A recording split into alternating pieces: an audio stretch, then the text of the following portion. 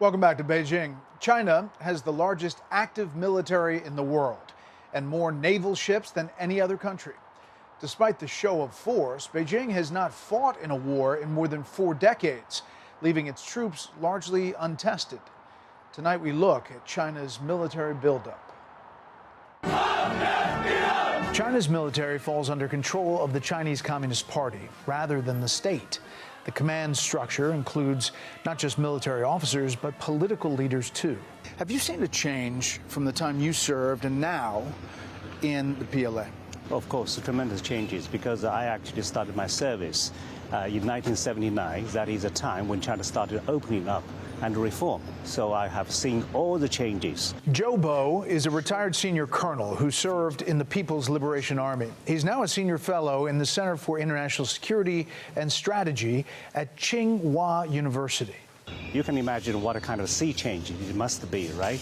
At that time, China is definitely one of the most backward countries. And now China, probably in other people's eye, is a country standing more next to the United States. China has put a lot of money and time into building up its military. Does China have military advantages over the U.S.? I think the conflict in Iran was a real clear signal to the Chinese that they have a ways to go in developing their military forces. That said, they are engaged in a massive conventional and nuclear forces buildup. The Center for Strategic and International Studies estimates Beijing launched 220 warships between 2000 and 2024, while the U.S. added 107 in the same time period.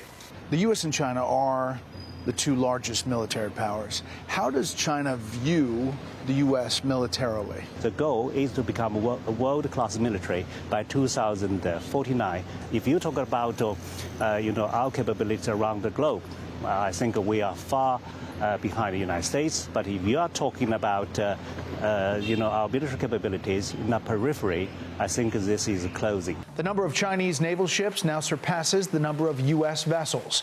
The U.S. Navy is still ahead in total tonnage, and its ships are considered superior due to technology and operational experience. As China's built up its Navy, did that change the dynamic in the South China Sea? Well, it certainly does. The South China Sea right now is a flashpoint at places like Scarborough Shoal, which is generally considered to be part of the Philippines. But also we have seen the Chinese go hard after the Japanese in the East China Sea.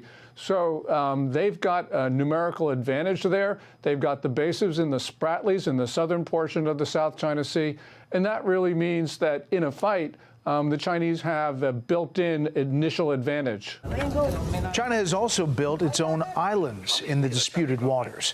Estimates show since 2013, China has added around 3,200 acres of new land, some of which are now equipped with military bases, fighter jets, and missile launchers. Are you saying that the United States would come to Taiwan's defense if China attacked? Yes, we have a commitment to do that. That's a commitment we made. We're not encouraging their being independent. We're not. That's their decision. But would U.S. forces defend the island? Yes, if in fact there was an unprecedented attack. Our policy has been strategic ambiguity. President Biden wasn't that ambiguous in some of those answers. One, do you think China is closer to doing that, to taking over Taiwan? And 2, what would our response be? Well, I think you're right. We do have a responsibility to Taiwan. You've seen President Trump exercise, selling military weapons to Taiwan 3 times what had been previously done. We support the Republic of China, a founding member, as the only rightful representative of China in that organization. President Dwight D. Eisenhower is the only sitting commander-in-chief to ever visit Taiwan, and did so when the U.S. still supported the nationalist government on the island. Since then, top U.S. and Taiwanese officials have held few direct talks and have had even fewer face-to-face conversations while adhering to the One China policy. My belief is that those citizens of Taiwan will still be secure. When President Jimmy Carter formalized relations with the People's Republic of China, the policy put in place U.S. acknowledgement of the Chinese position that Taiwan was part of China. Washington would maintain unofficial relations with Taipei's government, but when it came to defending the island militarily, the policy was intentionally vague. A lot of the questions now center around Taiwan and what China may or may not do. As you look at this, U.S. policy has been strategic ambiguity. Is President Trump ambiguous, or do you think does he stand on Taiwan? Well, he has not been clear about Taiwan, and that's in line with American foreign policy that goes back decades. The Chinese military is not in a position right now to go after Taiwan. This is a very good time for us to be clear what we will do to protect freedom and democracy in an important friend of the United States. President Xi, though, may say, look what you did in Venezuela. Look what you're doing with a blockade in Iran. Why can't we do that around Taiwan? It's closer than those places are to you. Let's just say the Chinese moved successfully against Taiwan. That assumes that China then stops there and that is the end of the play. If you've got the largest surface fleet in the world, and when I speak to Chinese interlocutors about, well, you'll then bring about a peace dividend, will you? And sort of retrench half of your navy because mission accomplished, they quietly smile. So the underpinning reason why I think it is in America's interests to hold a line in terms of Taiwan is you don't want to create, frankly, a strategic tipping point which causes China to believe it can move into the Central Pacific. Do you think that's going to come up in this summit and be a dominant factor here? Yeah, definitely it will come up. I really, really believe it is in America's own interest not to sell arms to Taiwan. Why?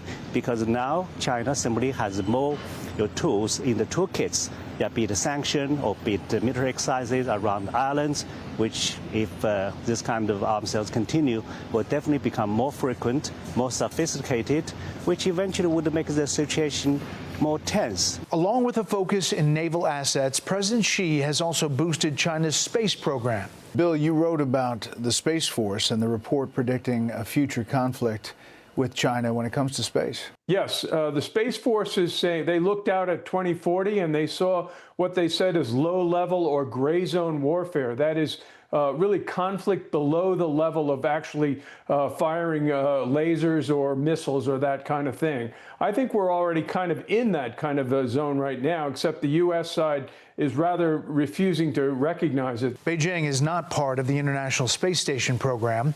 The U.S. objected to China's inclusion over concerns its space program was too secretive and too closely tied to its military. But China could soon have the only permanent presence in space. The International Space Station is expected to deorbit in the next 5 years. If no replacement is ready, China's Tiangong space station will be the sole habitat in orbit. What are China's space ambitions? Well, so in space, China is developing by leaps and bounds, but we have been calling for no placement of weapons whatsoever in space. Would China consider including other countries on its space station? The U.S. is going to deorbit its space station until another one gets up. Are there other countries that China is working with? Well, China is certainly most open to this kind of idea. The question lies with the United States, because you have Wolf amendments which would actually tie up your own hands, because for your astronauts, say, to join a Chinese astronaut to work in Chinese space station, you have to, break your own taboos first. Be sure to like and subscribe for all the Fox News latest on YouTube, and catch full shows streaming now on Fox One.